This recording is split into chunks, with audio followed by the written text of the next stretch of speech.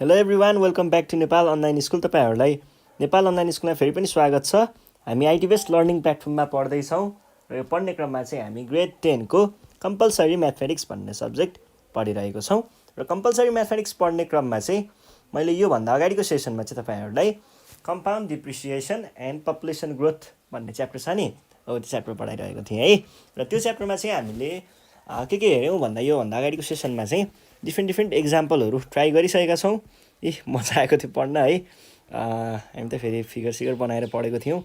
ल योभन्दा अगाडिको सेसनमा चाहिँ हामीले एक्ज्याक्ट पढेको चाहिँ के थियौँ भन्दाखेरि यो हामीलाई प्रेजेन्ट प्राइस अथवा इनिसियल प्राइस अथवा पहिलाको प्राइसहरू दिएको हुन्थ्यो अनि त्यसको रेट दिएको हुन्थ्यो, रेट अफ डिप्रिसिएसन है, रेट अफ डिप्रिसिएसन दिएको हुन्थ्यो।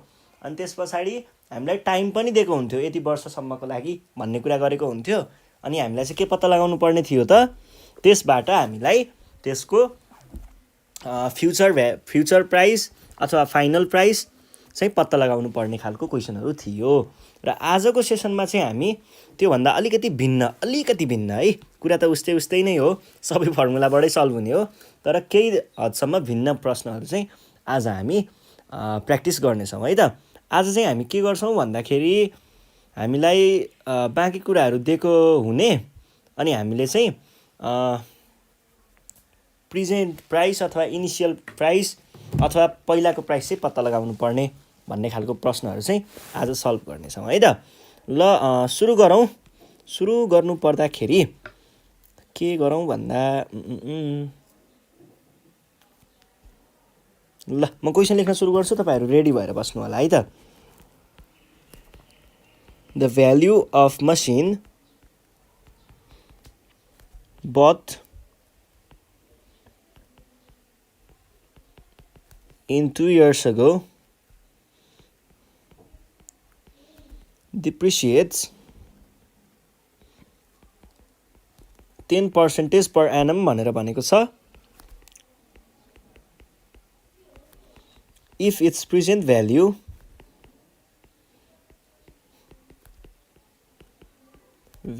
is 6 rupees कति भनेको छ 64800 at what price was it bought भनेर सोधिएको छ है त। Find the trail. अब क्वेसनलाई चाहिँ फेरि पनि बुझौँ। एउटा मसिन चाहिँ किनिएको रहेछ, मसिन पनि बनाइदिउँ, कस्तो खालको मसिन बनाऊँ के बनाऊँ भन्दाखेरि यस्तै एउटा केही न केही त होला नि त, यस्तै मसिन यस्तो सेपको। ल यो केही न केही एउटा मसिन हो है हाम्रो। यहाँ बटनहरू पनि छ। ल तार पनि, ल मसिनको तार, यो हाम्रो एउटा केही मसिन छ अरे है। अनि के भन्दैछ 2 वर्ष अगाडि किनिएको रहेछ। 2 वर्ष अगाडि किनेको भन्नुको अर्थ यसको टाइम दिइरहेको रहेछ है। डिप्रिसिएट्स 10% पर एनम भन्नुको अर्थ हरेक 1 वर्षमा चाहिँ उसको 10% को हिसाबले चाहिँ मूल्य घट्दै जाँदो रहेछ है त। अनि if the present value is यति भनेर दिएको छ भने हामीलाई पत्ता लगाउनु पर्नेछ at what price it was bought. अब भन्नुको अर्थ के छ भन्दाखेरि यो सामान किनेको 2 वर्ष अगाडि,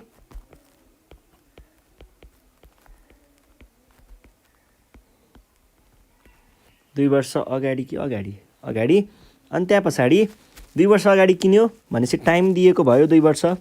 यसको के रहेछ रेट रहेछ कति, घट्नुको रेट 10% पर एनम, इयरली 10 वर्ष घट्दो रहेछ। र त्यो टाइममा किन्दाखेरि भन्दा अहिलेको मूल्य चाहिँ कति रहेछ यति रहेछ भने हामीलाई पत्ता लगाउनु छ यो समयमा 2 वर्ष अगाडि चाहिँ कति परेको थियो त। यसलाई मैले लेख्नु पर्दा कसरी लेख्छु त, हामीलाई प्रेजेन्ट भ्यालु दिएको छ, प्रेजेन्ट प्राइस पीटी भनेर कति दिएको छ 64800, यही होइन त हो है। अनि हामीलाई रेट पनि दिएको छ डिप्रिसिएसनको, कति दिएको छ रेट भनेको 10% हो है। अनि हामीलाई अर्को कुरा के भनेको छ प्रेजेन्ट प्राइस त भइसक्यो, टाइम समय कति दिएको छ त 2 वर्ष हो है, 2 इयर्स। अब हामीलाई पत्ता लगाउनु पर्ने चिज के छ इनिसियल भ्याल्यु, पहिलाको भ्याल्यु। अब initial value is equals to what भनेर भनेको छ। हामीलाई फर्मुला थाहा छ नि है, वी नो फर्मुलामा भ्यालु रिप्लेस गर्दै जाँदाखेरि एन्सर ठ्याक्कै आउँछ है।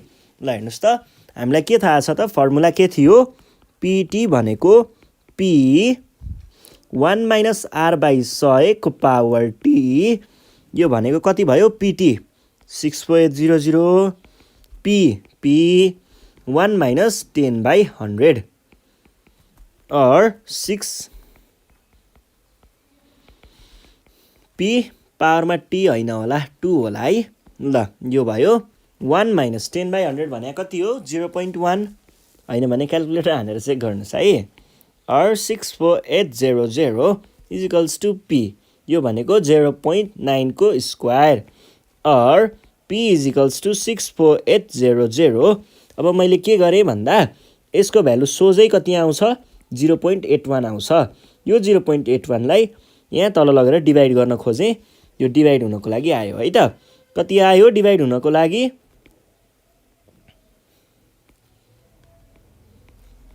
64800 भनेको कति आयो, यो बाई 0.81 भनेको चाहिँ हाम्रो पी आयो है त।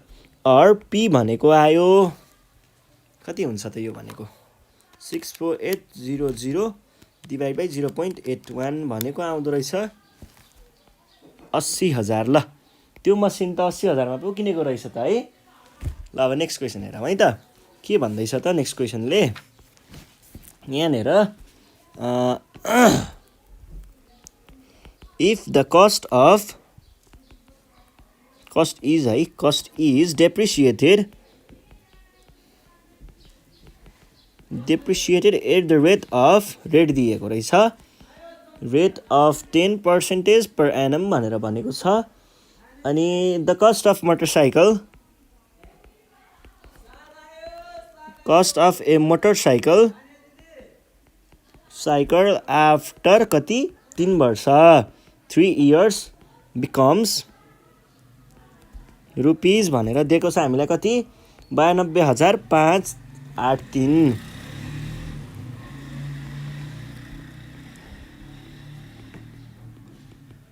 Calculate the original price of motorcycle. ल अब हामीलाई निकाल्नु पर्ने कुराहरू के रहेछ त, के भन्दा पनि के मात्रै भनौँ, एउटा चिज मात्रै निकाल्नु छ हामीलाई।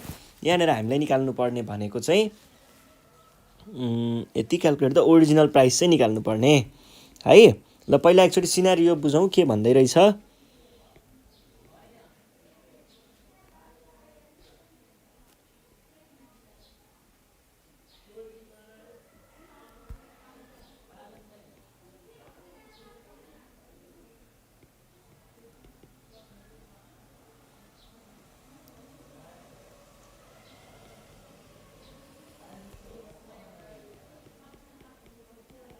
हामीसँग चाहिँ एउटा मोटर बाइक रहेछ र ल यो भयो हाम्रो मोटर बाइक है। यो मोटर बाइकको चाहिँ के रहेछ भन्दाखेरि डिप्रिसिएट्स भनेपछि डिप्रिसिएसनको रेट, प्राइस डिप्रिसिएसनको रेट दिएको रहेछ। भन्नुको अर्थ हरेक वर्ष यसको चाहिँ 10% पर एनमको हिसाबले, भनेको एक वर्षदेखि अर्को वर्ष जाँदाखेरि 10%को हिसाबले यसको मूल्य घट्ने रहेछ भने 3 वर्ष पछाडि अहिले मानिलिउँ यसको मूल्य छ एक्स रुपिज, यसलाई अहिले एक्स रुपिज पर्छ है। भन्नुको अर्थ केही अमाउन्ट पर्छ भनेको छ। यसको डिप्रिसिएसनको रेट दिएको छ 10%। अब 3 वर्ष पछाडि चाहिँ यसको मूल्य पर्छ 92,583 रुपियाँ भन्ने कुरा थाहा छ भने अहिले यसलाई कति पर्छ होला भनेर सोधिरहेको छ है त। 3 वर्ष पछाडिको थाहा छ, रेट थाहा छ, टाइम थाहा छ, अब निकाल्नु पर्यो अहिले चाहिँ कति पर्छ भन्ने कुरा। त्यसको लागि हामीले के गर्छौँ, गिभन कुरा लेख्छौँ। पहिला के दिइएको छ, प्रेजेन्ट प्राइस पी भनेको मैले एक्स सपोज गरेँ है। अनि के भनेको छ अर्को, रेट भनेको छ, रेट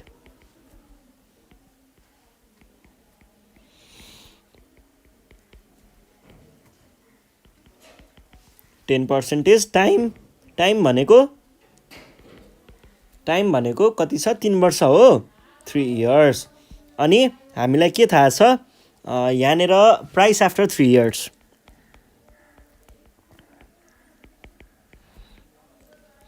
प्राइस आफ्टर 3 इयर्स भनेको कति भनेको छ 92,583 भनेर भन्छ।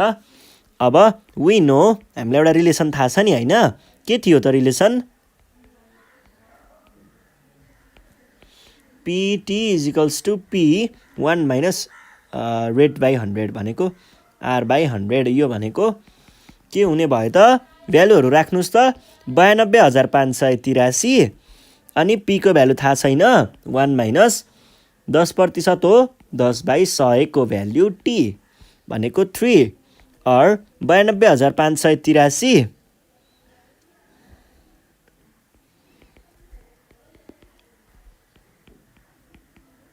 1 को क्यूब और 92583 = P को भ्यालु 729 तर यस्तो त हुँदैन 0.9 को क्यूब भनेको 0.729 चाहिँ हुन्छ है त यो हुन्छ कि 243 हुन्छ 0.9 को क्यूब हो 0.3 ल यो भयो और मैले के गरे यो चीजलाई चाहिँ तल डिभाइड भइजा भनेर पठाएँ के हुने भयो त यो भनेको P = 92583 by 0.729 भनेको कति आउने रहेछ 92583 by एन्सर भनेको आयो कति आयो त 127,123 1,27,000 चाहिँ पर्ने रहेछ अहिले है त्यो बाइकलाई यो भयो कुरा बाइकवालाको।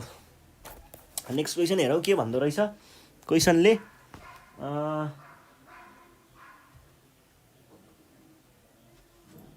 ल अर्को क्वेसन छ यहाँनिर के भनिरहेको छ भन्दाखेरि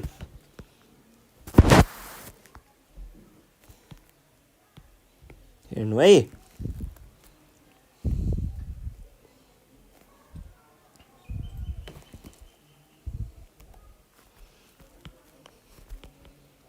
The price of a motorcycle is 1,60,123 in present year है।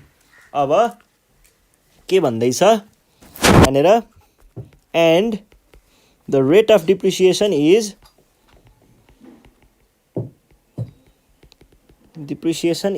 कति भनेको छ 12.75% per annum भनेको छ।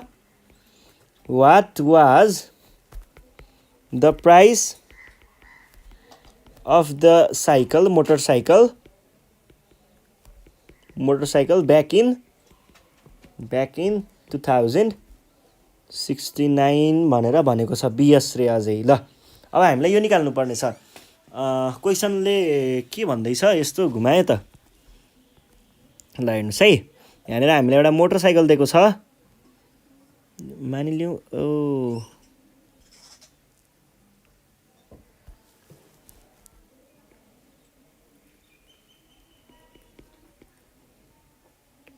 त्यस्तो दामी त बन्दैन तर पनि बन्न चाहिँ भन्छ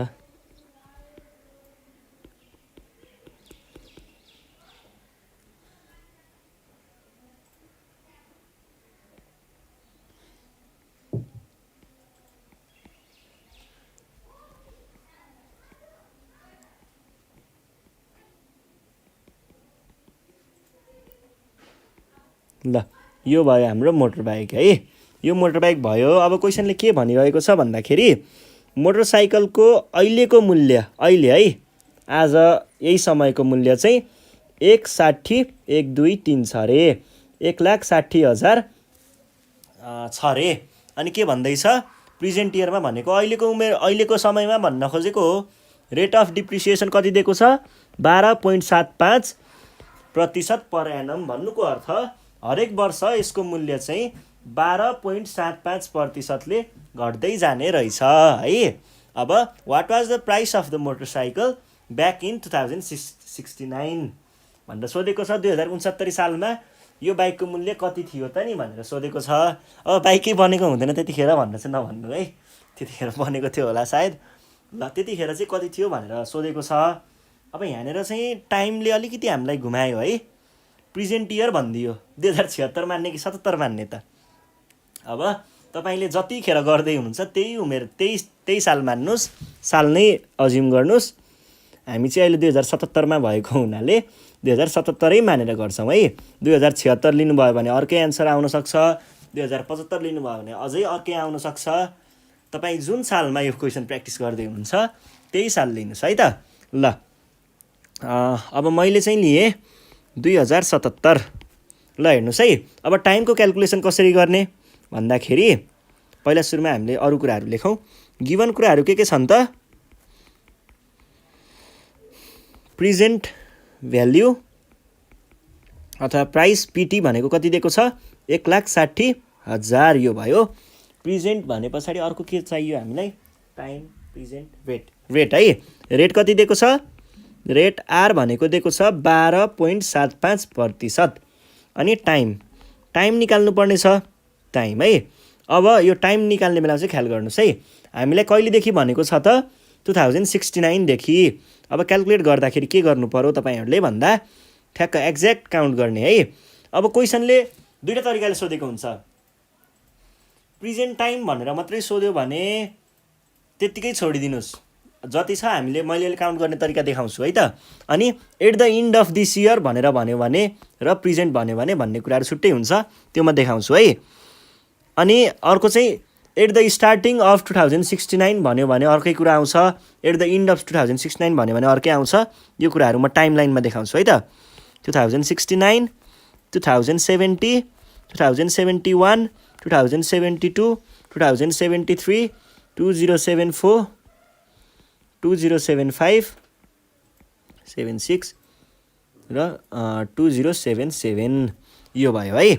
यहाँदेखि यहाँ यो अन्तराल 1 वर्ष, यो अन्तराल 2 वर्ष, 3 वर्ष, 4 वर्ष, 5 वर्ष, 6 वर्ष, 7 वर्ष, 8 वर्ष र यहाँनिर मैले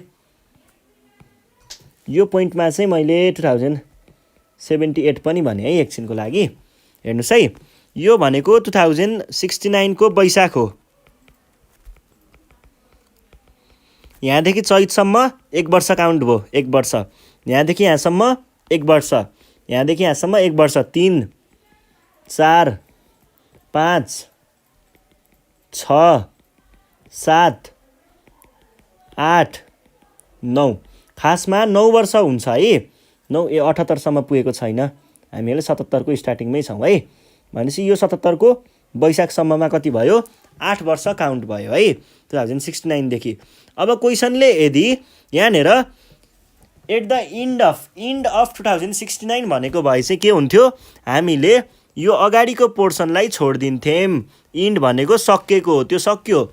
हामीले 2077 देखि बल्ल काउन्ट गर्न सुरु गर्थ्यौँ। यहाँदेखि यस्तो गर्दा 7 वर्ष पुग्थ्यो।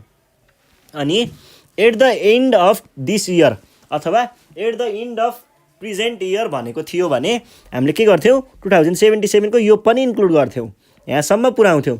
किनकि प्रेजेन्ट इयरको इन्ड भनेको त चैत्र भयो, चैत्र 31 गते यो पोइन्टसम्म पुऱ्याउँथ्यौँ र यति वर्षमा 1 वर्ष पनि काउन्ट हुन्थ्यो। अहिले यहाँ के प्रेजेन्ट मात्रै भनेको छ तर इन्ड भनेको छैन भने पछाडि हामीले के गर्छौँ? यहाँसम्म काउन्ट गर्छौँ है, इन्ड काउन्ट गर्दैनौँ। ल यसै हिसाबलाई काउन्ट गर्दाखेरि 1, 2, 3, 4, 5, 6, 7, 8 8 भयो। टाइमको भ्यालु t = 8 इयर्स।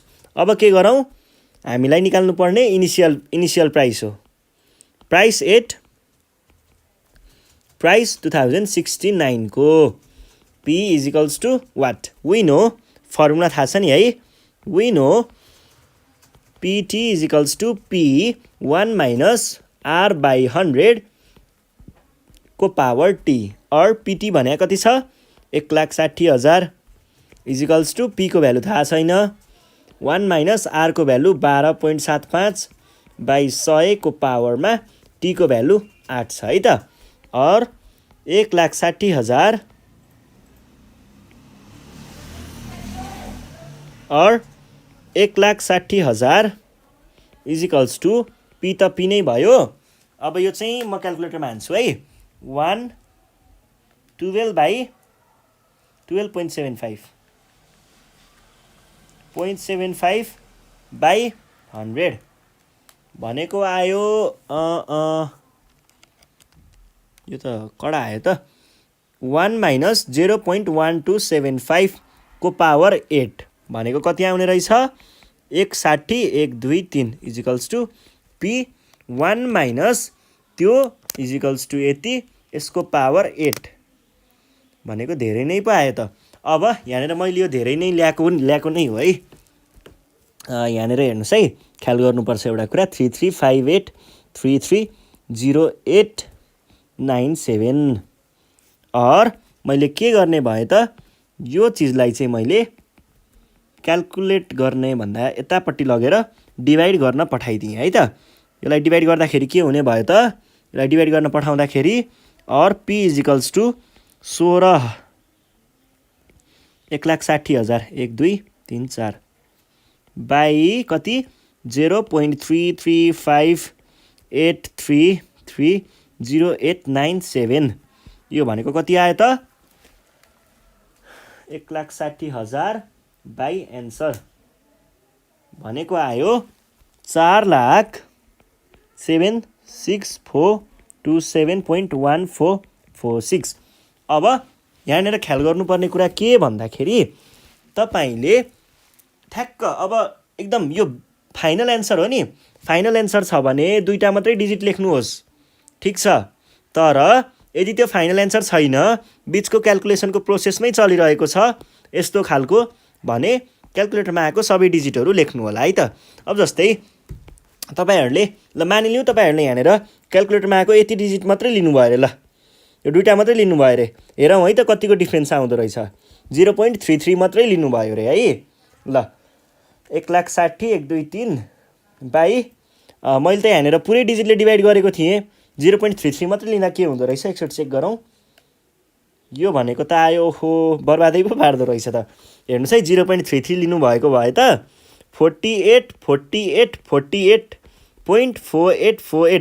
यति आउँदो रहेछ। भन्नुको अर्थ हेर्नुहोस् त 47,000 48,000 सिधै यत्रो डिफरेन्स आएपछि त मार्क्स पनि त्यत्तिकै डिफरेन्समा जान्छ, घट्छ मार्क्स अभियसली। त्यही भएर क्यालकुलेसनको बिचमा कुनै लामो डेसिमल पछाडि कुनै लामो अङ्क आयो भने त्यो सबै लेख्नु होला, सबै अङ्कहरूलाई लेख्नु होला भन्दै आजको सेसनबाट चाहिँ नेपाल अनलाइन स्कुल बिदा माग्न चाहन्छ। तपाईहरु घरमा बसेर प्र्याक्टिस गर्दै गर्नु होला। प्रब्लम आएमा नेपाल अनलाइन स्कुल छँदैछ, सम्पर्क गर्न सक्नुहुन्छ 984595 95895 अथवा 9849595895 सजिलो छ नम्बर। कन्ट्याक्ट गरेर आफ्नो प्रब्लमहरू चाहिँ हामीलाई सुनाउन सक्नुहुन्छ। र तपाईहरुले आफ्नो प्रब्लमहरूको कम्तीमा 10 वटा होइन कम्तीमा 7 वटा जतिको एउटा क्वेसन कलेक्सन बनाएर गाह्रो क्वेसन आफूलाई फिल भएको च्याप्टरको जहाँबाट जे क्वेसन सोधे पनि सोध्न सक्नुहुन्छ है। 7 वटा जति 7 देखि 10 सम्म भनौँ न क्वेसनहरू फोटो खिचेर हामीलाई आफ्नो नामसहित फेसबुकमा तल त्यहाँ लिङ्क दिएको छ फेसबुक ग्रुपको, हाम्रो फेसबुक ग्रुपको, त्यहाँ राख्न पनि सक्नुहुन्छ, अपलोड गर्न सक्नुहुन्छ। अनि सल्भ गरेर हामीले युट्युबमा राखिदिनेछौँ अथवा यो नम्बरमा तपाईहरुले भाइबर गर्न पनि सक्नुहुन्छ, वाट्सएप गर्न पनि सक्नुहुन्छ। अनि हामी चाहिँ त्यसको सल्भ गरेर तपाईहरुलाई स्पेशल एडिसन हैन तपाईहरुलाई थ्याङ्क यू भन्दै हामीले चाहिँ यो भिडियो चाहिँ बनाएर राखिदिनेछौँ, special video for you guys only.